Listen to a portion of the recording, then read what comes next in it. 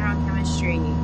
We are going to take this next lecture and talk about the quantum theory, so bringing all these ideas together.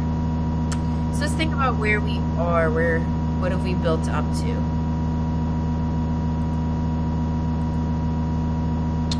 So we built up to this concept of what's called wave-particle duality.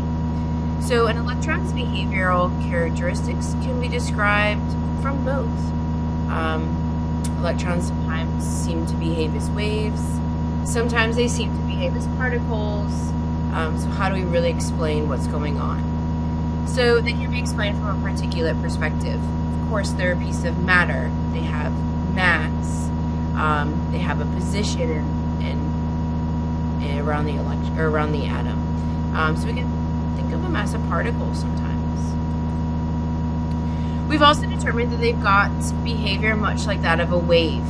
So we saw the Hitachi experiment, the double slit experiment, where they created a diffraction pattern or an interference pattern. So that tells us that they've got the wave-like tendencies, wave-like frequency, that sort of thing. The problem is we can't observe both of these properties simultaneously. So we can't think of an electron as a particle, and we can't think of an electron as a wave. We have to just be okay with considering an electron being an electron. It behaves different than anything else scientists had looked at up until this point. So the wave-particle nature of an electron, or what we call complementary properties. So the more that you look into and know about one, the less you know about the other. So the more we try to dive in on where is that electron positioned, the fuzzier its wave properties get. Or the more we try to focus in on why is this behaving like a wave, the less of a particle it looks like. So looking at this wave-particle duality is a very complicated process. The lines get blurred.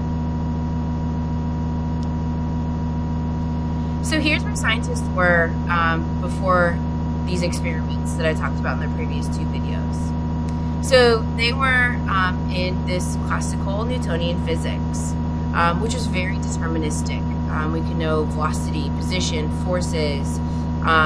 We can predict where something was going to land if we knew all of the right pieces of the puzzle.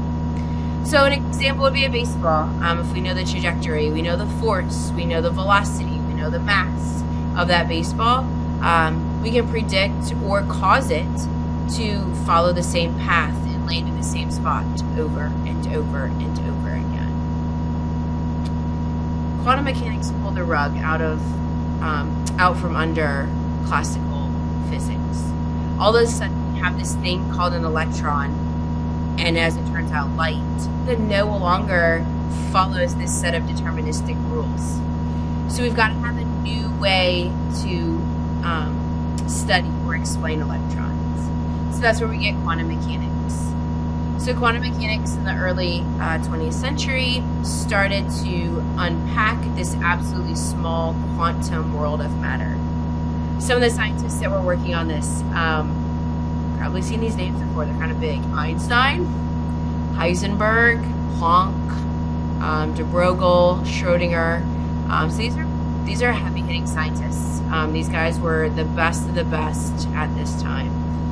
So you've got the best of the best working on this very new, odd thing. Their investigative work has laid the foundation for our current understanding of quantum mechanics, the perspective we're going to take moving forward as chemists.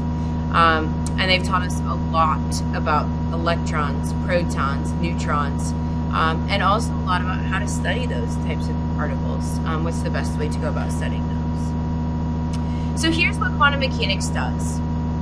Quantum mechanics takes us from this classical Newtonian physics, which is very predictive, deterministic, depicted with this nice, beautiful straight line here. Okay. And it takes us into a world of probability. Now you're like, Miss Vaz, whoa. Chemistry is based on electrons. Electrons are based on quantum mechanics. So chemistry's probability? Yeah, kind of. Yeah, kind of. But before you decide that probability isn't good enough for a chemistry class, think about this. Las Vegas, one of the most lucrative cities in our country, is also built on the foundation of probability. So I may not know every outcome of every game. I may not know what the dice are going to do, or what the roulette wheel is going to do, or what the deck of cards are going to hand. But I do know with pretty good certainty that the house is always going to win, right? They set up these games in such a way that, yeah, every once in a while somebody else is going to win, and we don't know when that's going to be. But over the course of a vast majority of the time, over the course of a day, a month, a year, the house is going to come out on top more times than not. So quantum mechanics is very much the same way. It's based on probability. So we cannot know both the position and the velocity of an electron. So we can't know its trajectory. We can't know exactly where that electron is.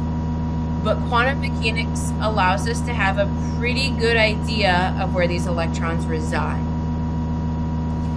To get to where these electrons reside, we use something called the Schrodinger equation.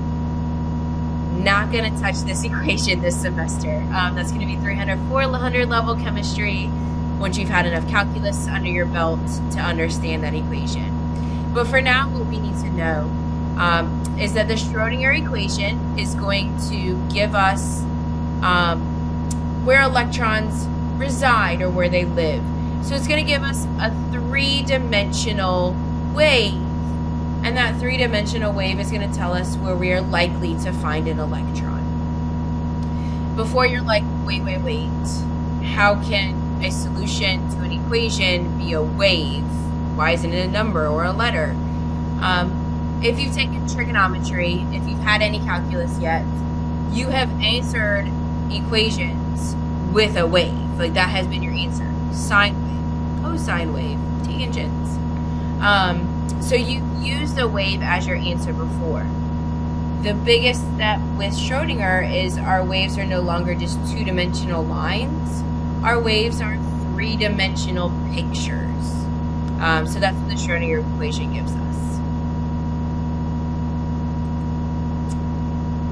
So solutions to the Schrodinger equation, wave functions, they tell us about the electron density. So what an electron density is this, picture it as a sphere, as a three-dimensional figure. This sphere, or this region, is where I am likely to find an electron. Just like Las Vegas, the house is likely to win, and they know that with pretty good certainty. Here we are likely to find an electron. We're pretty certain about that too. Okay. So in here is the probability distribution of the electron. Where it is darker blue, we are more likely to find the electron. Where we see these dots kind of scatter out, it's a little less likely to find the electron out there. So what I'm going to do now is I'm going to click over to this website. This website is going to show us the Schrodinger solutions to the Schrodinger equations, some of these wave functions. And with the remainder of this video, we're just going to get to know some of these structures where electrons will reside. And reference back to these pictures or particles are going to be very helpful when we talk about quantum numbers. So here's our website.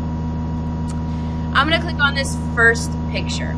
So this first picture is our first solution to the Schrodinger equation. And what we see is a sphere. Over here to the left, these letters and numbers will become more familiar to you.